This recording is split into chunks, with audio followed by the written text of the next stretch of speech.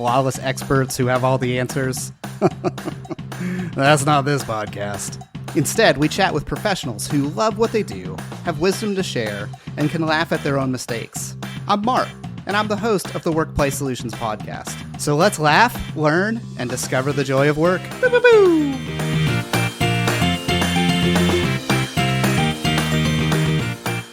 All right, we have a special treat this week. We went back and found the original recording that Rhonda Campbell and I made prior to launching the podcast. So this was our audio test and format test. Neither one of us thought that this would ever see the light of day, but we spin the wheel of embarrassing moments, and we both know that it's going to be fun. So enjoy this unscripted, with minimal editing conversation of Rhonda and I talking about the future and our hopes and dreams for the podcast and her pursuits as she works to serve families who have been affected by addiction. So enjoy. There's a lot of laughs. Thanks for listening. I think that's what I like about this most is it's just we're having a conversation. Yeah, absolutely. I like absolutely. That. So thinking of kind of the framework we're operating in, one of my thoughts was, what if instead of making the podcast title Inside the Mind of the Facilitator, like this was the WorkPlay Solutions Podcast, and the first series was Inside the Mind of a Facilitator. That way we don't have to do separate branding at this stage to try to simultaneously create two brands, but to say, hey, this is a series presented by WorkPlay Solutions, or I want to interview someone when you're out taking care of your grandbaby. Then we have more freedom to have things off topic. So I wanted to run that idea by you. How do you feel about that? Totally in line with it, because it makes more sense, really. Okay. Because we don't want two brands, because who's going to listen to two brands? Yeah. If we have one brand, the sky's the limit. And I love WorkPlay because it takes everything to a whole different level. It can be a combination. It can be one or the other. It can be inside the mind. It could be on the grounds, on the courts, or courses, those things. So here's your first mess up. Thank you. Rhonda, you're doing awesome. So yeah, I love that. I love that whole idea. That's great thought. Okay. And then you would be positioned as a reoccurring guest.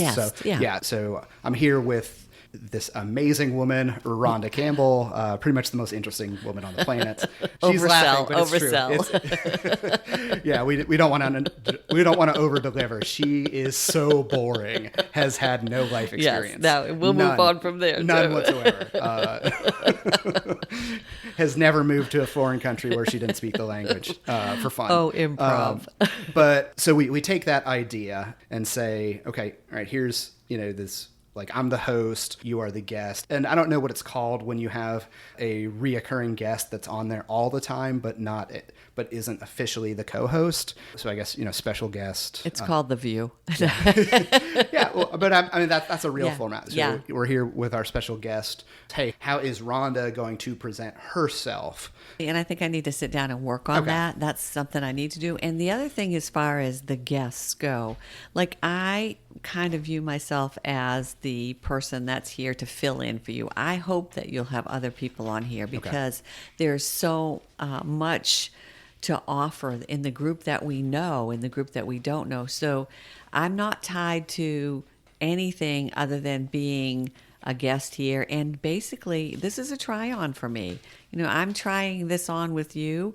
I love the experience that I'm getting with you. I'm very experienced. I've done this for at least a day. Well, that's what I'm taking away from here. Your day's experience. It reminds me of the first experiential learning program that I worked following getting married. I was working with a marriage group, and I was introducing myself. I'm like, hey, I've facilitated for, at that point, 15 years. I got married 2 weeks weeks ago, so I'm pretty much an expert. And they laughed a lot longer than I thought they would.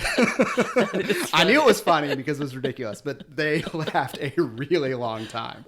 I love that. That is awesome. So, well, I'm taking that kind of experience that you have, and I'm not going to laugh at it. I'm going to take your day and work on it. So there's way more opening here. So I don't want you to be tied to having to have me as a guest host. Hey, Rhonda, come on over. Let's do a chat. And in the meantime, I would love to help you recruit people to come and talk too. So we get a little topic going on. Let's talk about, what the basics are, and let's pull people in that we know. Awesome. So So don't tie me into it in any way. Okay. Because this is your project and I'm playing with you. Okay. I appreciate that. And I thought it was important that we had that clarifying talk at the beginning. Yes. Not being clear about expectations in the beginning is a recipe for failure. And I think we've both experienced enough of that Amen. that we don't want to go down that road. And I think that one of the things that we'll be talking about is communication. And this is where it starts. We've got a basic. We're trying to set the foundation for what we're doing. And that's what will build the house, is the foundation. Love it. So, Love it. Yeah. So tell me a story about your new grandbaby. This is exciting. I'm excited. This is a good story. So Cooper Graham, I love him dearly. Don't get me wrong. He's just as cute as he can be, but he has like an old man hairline. I mean, it's really bad. Really bad. So he goes way back in the front and kind of dips out on the side like a typical old man. And at first when I saw him, I thought, oh, dude, this is going to be scary for you. But I couldn't say that because that's my grandbaby. So I look at my daughter and I say, well, Haley, you have a big forehead too. And she says, way to kick a woman when she's down, Mom. So I have no brownie points for this baby whatsoever. But he is adorable. So. And as of today, how old is Cooper Graham? Cooper Graham is 3 days old. Oh, man. And 6 days early, so he's got a few little things going on that he's going to have to grow into himself soon. But he wasn't in the NICU or anything like that. Okay. Thankfully, no. Okay, that's good. Yeah. Well, that's exciting. And Mom and Dad are good, and I'll probably be a little off color here, but I have 2 girls. We haven't had a boy. We don't know. And you know what little boys do. Dad got it in the eye. Mom was trying to catch it with her hands.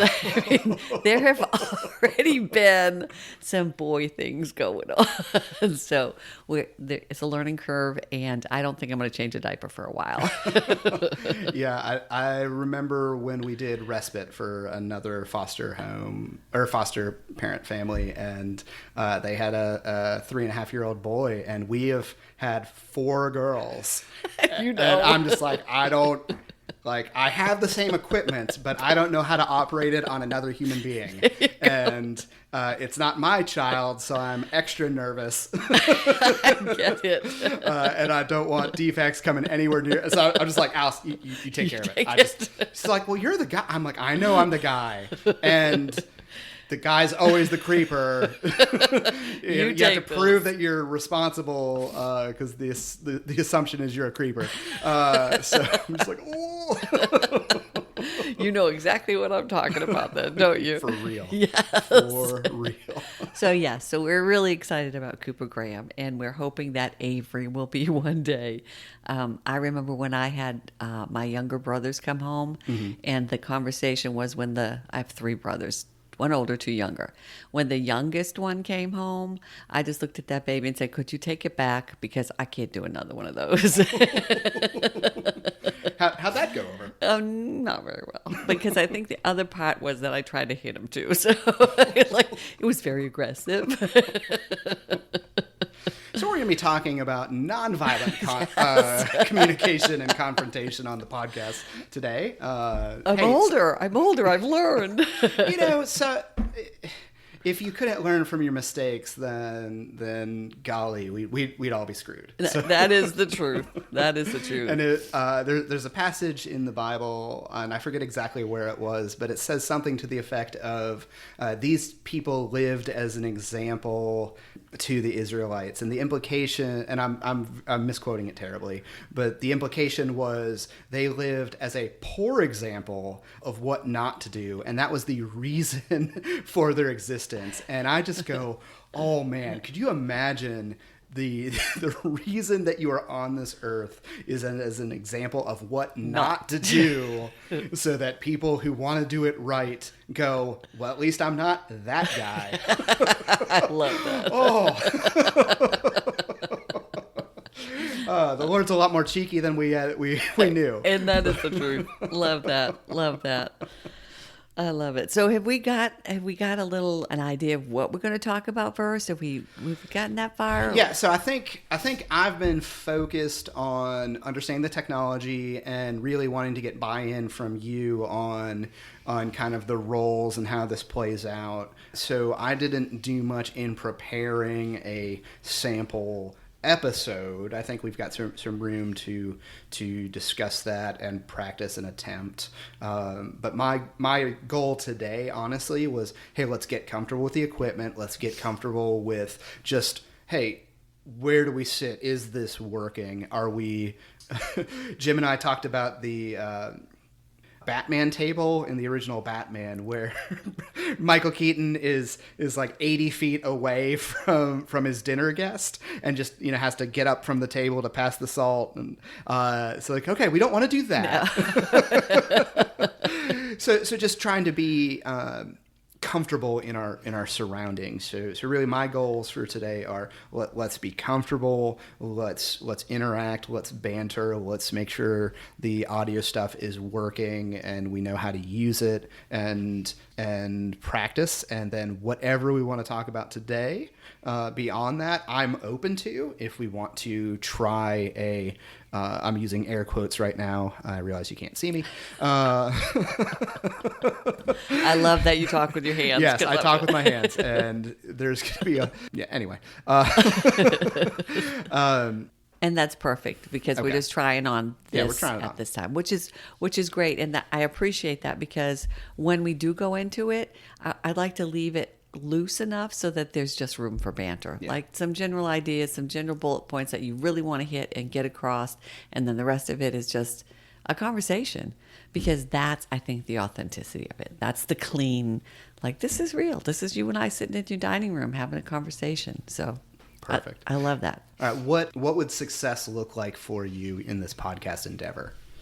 Success for me is going to be taking all your knowledge, and I know you have a lot in that little head of yours, and being able to be here and be present with you, and then duplicate it to what I want to do with mine. Okay. And I just feel so comfortable with this. It's like, oh, you need the right equipment, and then you know what you're going to do. So kudos to Jim, for sure. Yeah. Shout out to Jim Karwisch, aka Jimprov. Yes. Who runs or is I don't know if he runs it or isn't a part of it, or of the Improv and Action Network. We'll have to clarify and ask him what that is. But he is a fantastic coach and friend and performer, and we are so thankful for him. Yes. I don't think I'd be sitting here if it wasn't for your suggestion and me meeting up with him. So yeah, big shout out. Big shout out to Jim. We're going to limit the swears on the podcast just so that I can share this with my mom and grandma. Yes. And if somebody's swearing, it needs to be, we need to earn it. We need to earn it. Yes. Please excuse me, Mom and Grandma. It just kind of fell out. It wasn't even the right word. You know what, Rhonda? You are authentic. I don't mind you swearing one bit. You make me laugh every time you swear. Not that you should try to do it more. Really get it under control. I will have it under control, no problem. But I get excited so easy. I love that. So yeah. It's fantastic. So what I really want to take away is the ability to go and do this in my arena, in your arena, and just be comfortable with everything that's going on, and to have this kind of same banter when I'm working on something too. So I would have some different people come in and speak with me and do different parts of this too. So this experience is great. Yeah. Just time check, we've been going for 15 minutes and 40 seconds since we've recorded. That's actually flown by pretty quick, I think. I feel like we just got rolling, and I feel like we've been talking for a bit without a ton of break, and I am dehydrated, so I'm going to make weird slurping noises on the microphone. You go right ahead. You go. That did go by fast because we were talking about time and what that looks like and how it looks, and that's amazing. Yeah, and we have that freedom in post if we want to say, hey, this is part 2, this is part 1. We can figure out what that looks like. Let's just have fun and experiment. Or just slurp whenever we want, and we don't have to take a break. Dear Lord, this is the most unprofessional thing we've ever heard.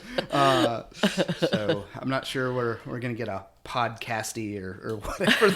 I love it. I don't even know what the awards are called. That's how much confidence we're going into this project. We're going to get a podcasty. If that's the award, I'm impressed that I've somehow managed to make up something that actually exists. And if it's not, I'm going to move that someone creates the podcasty. We will create it. From the... Which means we need to make up a service organization of some sort. Love it. The to-do list is just never ends. Isn't that the truth? Whew, yes. Yes, but the excitement is when you're doing something like this, the to-do list is exciting. It's not like go to the grocery store, get the gas. This is like create a podcast, get people on the podcast. So it's the excitement is there to keep us going. All right, let's continue with this theme then of trying to get to know each other, feel out the future. So Rhonda, tell us a little bit about kind of your passion project and the thing that you are hoping that this podcast trains you to do of your own. That was a super wordy. Tell us about what you're trying to accomplish in Rhonda world. Well, I love the wordiness of that. In my world, my passion to accomplish is a podcast, and it's a podcast based on a book that I'm in the process of writing, and addiction, because addiction is bigger than we think in most families. In my family, I have walked that line as the parent of an addicted, as an addict. Thankfully, right now she's clean, and we live one day at a time because there's never any promise for anybody, whether you're clean or not. And my hope is to reach people that are affected by someone else's addiction and that they can find a voice, if you will, because I know I didn't talk about it for years. Find an avenue for themselves. Find an avenue to start thinking about themselves, because all we think about is the addict. So that's really, really my passion, is just helping people find themselves in that situation. Okay.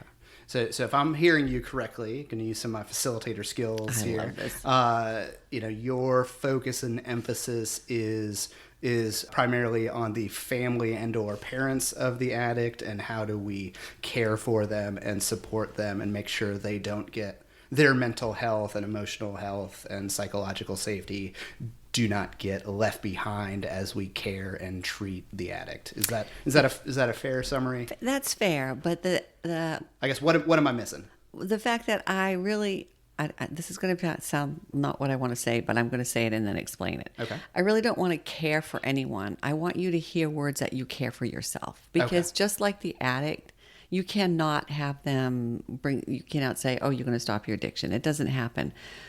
You have to be prepared to change the way you think and feel about yourself, your environment, your emotions. So when I say I don't want to care, it's more about I want you to care. I want you to hear something that says, oh, wait, I'm not doing that for myself. What do I need to do different? Okay. So empowering people towards self-care. Is that a better... Okay. Way, okay. Yes. Well, good. No, thank you for explaining that. And I just think that is amazing.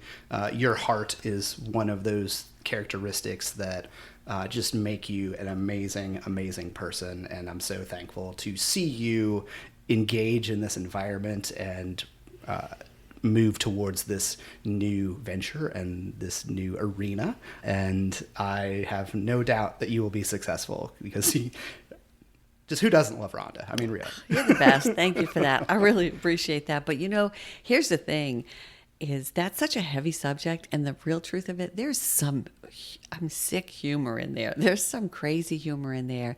And I've learned that from the addicts. I mean, we think about this somber, and it is, and we lose people, and we're not going to lose sight of that. But there is some funny stuff that goes on with the addicts because they talk about it all the time, and I love their stories. So I'm hoping to bring that humor in and be able to touch somebody in that way too.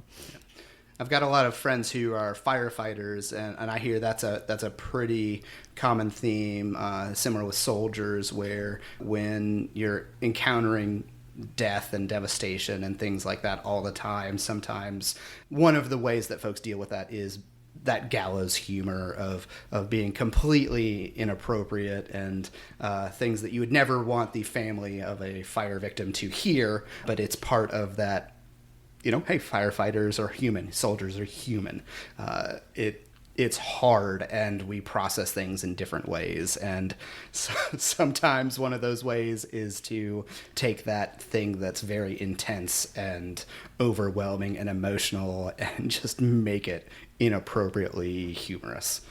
Agreed. And just a little quick aside here, I remember it was the second time I think I heard Jess speak, because she now speaks at a lot of NA meetings, which is fabulous. Anytime she's speaking, I go.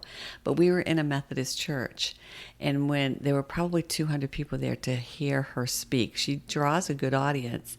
And I just looked up and said, "Dear God, I know she's going to throw the F-bomb. I really hope we can move past this." And not once, but many, many times. And the youth pastor was there, and I'm thinking, oh God, please. Oh God, this is my kid. She's clean. She's clean.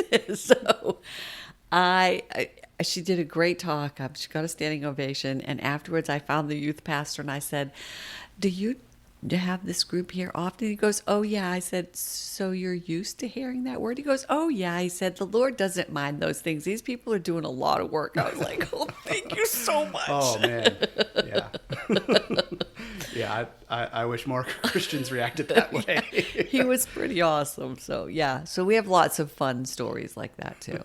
I heard, this is completely off topic, but I heard a Christian speaker, I think it was Tony Campolo, years and years ago, go through the sermon, and in the middle of it, he's like, Christians focus on trivial and everybody's just, eyes are bulging out. And he's like, "You know how I know? Because right now, every person in this room is going, he just said, yeah. Can you say that from the pulpit? Like, is that like, can pastors say that word? Is that allowed? Like, how? I don't know. Oh, is he even a Christian? Yeah. And he obviously did it to get a point. And he said, everyone in here is focused on the word I just said and not why I said it or why it matters. And I'm butchering kind of his take on it, but at this point, that was probably 25 years ago, and I remember because his point came across, which was obviously, language matters, and but his point was, what matters more, the content of the message or how pretty and shiny and polished it is. And it sounds like as you look into the stories of addicts, you're going to have a lot of those experiences. Yes. where folks that aren't used to dealing with mess and chaos need to get past that so that they can hear kind of the story of redemption or triumph or those kind of things. That's exactly right too. And we like to have everything look pretty. We like our families to look pretty, and sometimes it doesn't happen that way. So what is the golden nugget in the chaos that's happening? And if it's a little humor and a little crazy, take it, because I know he's upstairs going, "All right, we got this. So." Okay. I feel like I'm actually auditioning to be on your podcast, letting you know that I can talk about your subject. But whatever. You can do that too. We can save some of these clips if you want them for intros for your own stuff. I'll make sure you have all the audio files. So. And I do need to clean that up a little bit, but I'll be working on it. So. Yeah. No. Well, I thought that was it. Other than that part in the middle, I thought that was fantastic. So your heart comes through and you are a clear communicator, which is super helpful. I think the thing when you're doing these things, and I don't know if you'll feel the same, but it's almost like something takes over, another spirit takes over, and you're just talking about things that do come from the heart, that do come from not so much heady knowledge, but you're doing what you're supposed to do, and that to me speaks volumes. That's the authenticity of it. We're not just talking about something. We're talking about our lives. We're talking about our experience. And that's what I think is the buy-in. Absolutely. I don't know what to say after that. I think we might be done and have to listen to this. Yes. Okay. Let's go ahead and hit stop. If you enjoy this podcast, please leave a review. Tell a friend. Give us a gold star. Or call my grandma. And if you want unforgettable events and training that's fun, like for real fun, get started today at WorkPlay Solutions.com. I know I want that. Boo, boo, boo.